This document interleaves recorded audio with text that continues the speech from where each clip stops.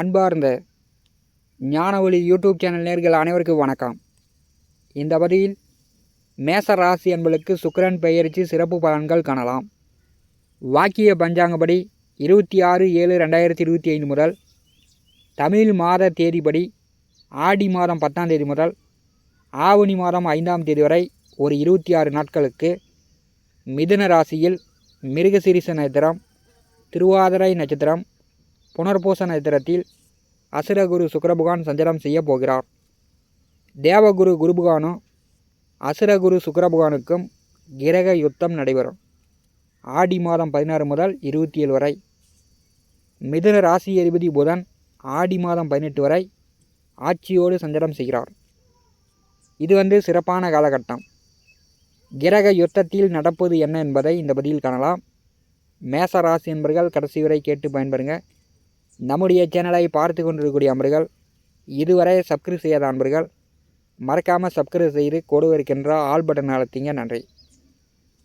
எதிர் வரக்கூடிய இந்த 26 நாட்களுக்கு குழந்தை பிறக்கும் தம்பதியர்களுக்கு யோகம் என்று சொல்லலாம்.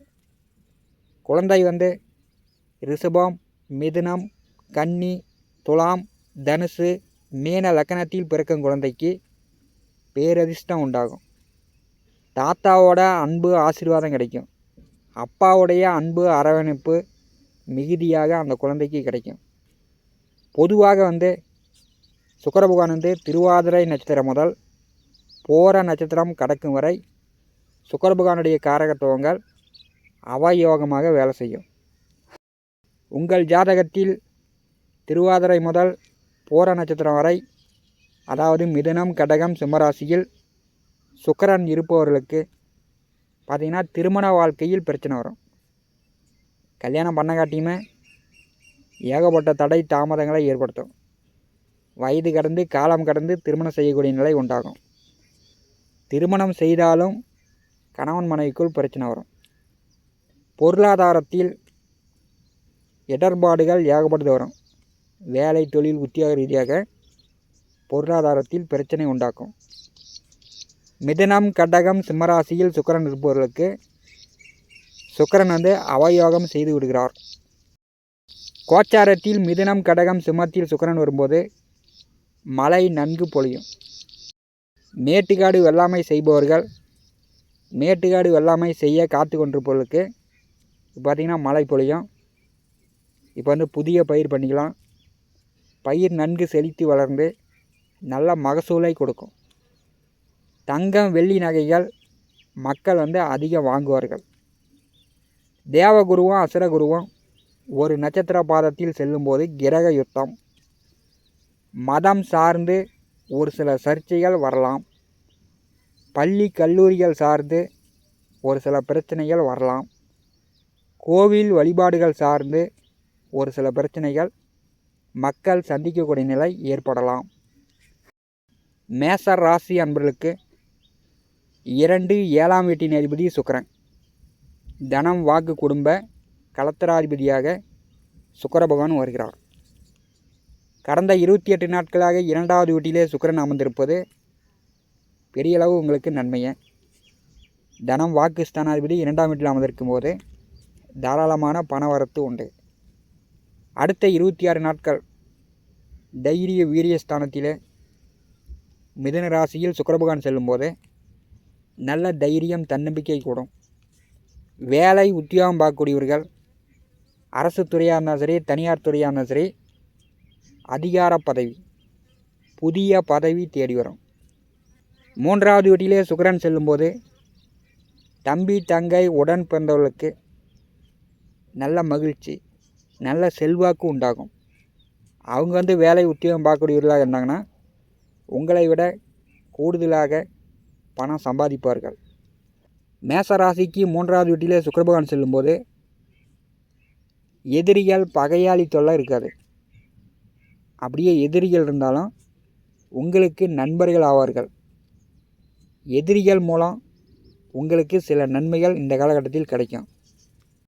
மேசராசிக்கு 3வது வீட்டிலே சுக்கிரன், குரு இணைவு இருக்கும்போது திருமண வயதில் உள்ளவர்கள், வரன் பார்த்து கொண்டிருப்பவர்கள் அல்லது திருமண வயதில் இருப்பவர்களுக்கு இப்போ வந்து குடும்பத்தில் வரன் பார்ப்பதற்கு ஜாதகங்களை வந்து மீடியேட்டர்களிடம் திருமண புரோகர்களிடம் கொடுப்பார்கள்.